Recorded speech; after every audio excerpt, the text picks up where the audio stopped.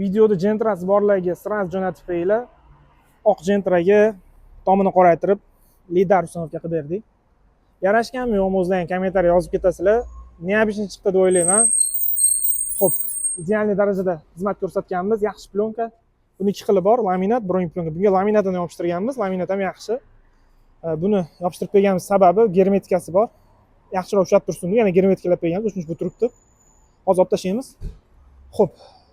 Idealniy darajada ishlar chiqdi. Xudo xolasa, tuning sentruzda bo'ladi bunday ishlar, bilasizlar.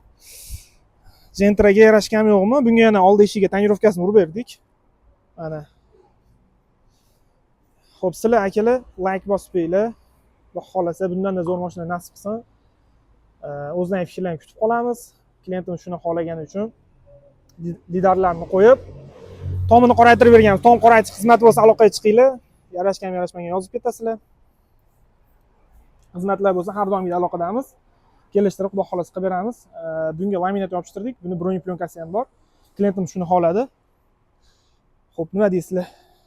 Ko'raylikchi. Ammo neobычный chiqdi deb o'ylayman. Agar qora bo'lgandan-ku bilinmas, lekin oqligini hisobiga